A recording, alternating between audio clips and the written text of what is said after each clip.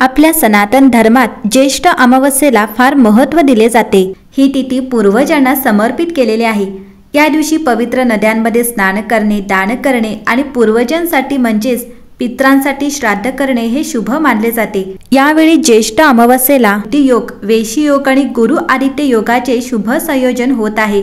अशा परिस्थितीत ज्येष्ठ अमावस्येची योग्य वेळ तिथी जाणून घेऊयात।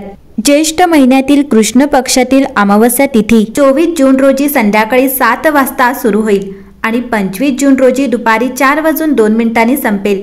त्यामुळे ज्येष्ठ अमावस्या 25 जून 2025 म्हणजेच बुधवार रोजी करण्यात येईल। यावेळी पितृकर्माशी संबंधित कामे 25 जून रोजी करावीत। 25 जून रोजी सूर्योदयाच्या वेळी अमावस्या तिथी असेल, त्यामुळे या दिवशी नदीत स्नान आणि दान करणे देखील शुभ राहील। या दिवशी वृद्धी योग, वेशी योग, गुरु आदित्य योग यांचे शुभ संयोजन असेल। तसेच ज्येष्ठ अमावस्येला गजकेसरी योगाचे सुंदर संयोजन देखील असेल। अमावस्येला पूर्वजांसाठी श्राद्ध, तर्पण, पिंडदान इत्यादी करण्याला महत्त्व आहे। गरजूंना दान करावे आणि गायी, कावळे, मुंग्या इत्यादींना साखर, पीठ, गूळ किंवा घरातील अन्नाचा नैवेद्य खाऊ घाला। यासोबतच ब्राह्मणांना दान करणे देखील पुण्यकर्म मानले जाते। अमावस्येच्या दिवशी तामसिक पदार्थांचे सेवन टाळावे। पूर्वजांच्या आत्म्याला शांती मिळेल। या दिवशी केस कापणे, नखे कापणे, झाडू खरेदी करणे इत्यादी टाळावे। मंडळी, दर्श अमावस्येला दर्श म्हणतात कारण या दिवशी चंद्र रात्रभर आकाशात दिसत नाही, तो अदृश्य राहतो आणि या तारखेला पूर्वजांचे आत्मे पृथ्वीवर येतात आणि त्यांच्या कुटुंबातील सदस्यांना आशीर्वाद देतात। म्हणून हा दिवस पूर्वजांना संतुष्ट करण्यासाठी आणि त्यांचे आशीर्वाद मिळवण्यासाठी समर्पित आहे। दर्श अमावस्येच्या दिवशी पूर्वजांच्या आत्म्याच्या शांतीसाठी आणि तुमच्या जीवनात सुख समृद्धीसाठी काही उपाय करणे योग्य ठरेल। दर्श अमावस्येच्या दिवशी ब्रह्म मुहूर्तावर उठून पवित्र नदीत स्नान करावे।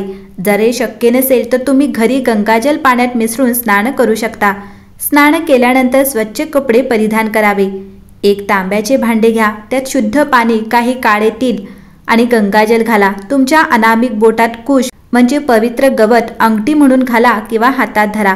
दक्षिण दिशेला तोंड करून बसा कारण ही पूर्वजांची दिशा मानली जाते। हातात पाणी, कुश आणि काळे तीळ घ्या आणि पूर्वजांचे स्मरण करत तर्पण करण्याची प्रतिज्ञा करा। अंगठा आणि तर्जनीमधून नेहमी हळूहळू पाणी जमिनीवर सोडा। या भागाला पितृतीर्थ म्हणतात। तुमच्या ज्ञात पूर्वजांची नावे जसे की वडील, आजोबा, पणजोबा यांची नावे घ्या आणि 3 वेळा पाणी अर्पण करा।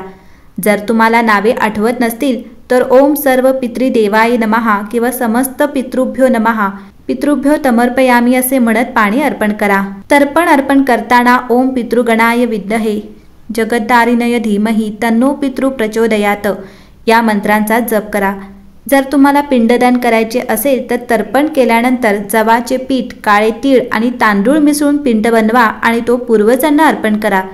तर्पणानंतर पूर्वजांच्या नावाने दिवा लावा। घरी तयार केलेल्या सात्विक अन्नाचा जसा की कांदा, लसूणीशिवाय एक छोटासा भाग काढून तो कावळे, गायी, कुत्रे आणि मुंग्यांसाठी हे सात्विक अन्न ठेवावे। दर्श अमावस्येच्या दिवशी गरिबांना, ब्राह्मणांना किंवा गरजूंना तुमच्या क्षमतेनुसार अन्न, कपडे, काळे तीळ किंवा पैसे दान करा। संध्याकाळी पिंपळाच्या झाडाला पाणी अर्पण करा आणि त्याखाली मोहरीच्या तेलाचा दिवा लावा। मंडळी, दर्श अमावस्येच्या दिवशी तर्पण, पिंडदान आणि ब्राह्मणांना भोजन दिल्याने पूर्वजांच्या आत्म्यांना शांती मिळते आणि त्यांना मोक्ष मिळतो।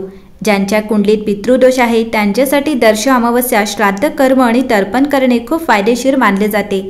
यामुळे पितृदोषाचे नकारात्मक परिणाम कमी होतात। या दिवशी केलेले स्नानदान आणि पूजा अनेक पटी अधिक पुण्यपूर्ण परिणाम देते। त्यामुळे व्यक्तीला सुख, समृद्धी आणि शांती मिळते। पूर्वजांच्या आशीर्वादाने जीवनातील अडथळे दूर होतात, कुटुंबात सुख आणि शांती राहते आणि आर्थिक संकटातून मुक्ती मिळते। अमावस्येच्या दिवशी केलेले दान आणि तर्पण तुम्हाला पापांपासून मुक्ती मिळवून देतात। या दिवशी भगवान विष्णूच्या 108 नावांचा जप करणे अत्यंत फलदायी मानले जाते। भगवान विष्णूच्या 108 नावांचा जप करणे अत्यंत फलदायी आहे। यामुळे घरात सुख समृद्धी येते आणि पापांपासून मुक्ती मिळते। या दिवशी तुम्ही ओम नमो भगवते वासुदेवाय किंवा ओम विष्णवे नमः यासारख्या मंत्रांचा जप करू शकता।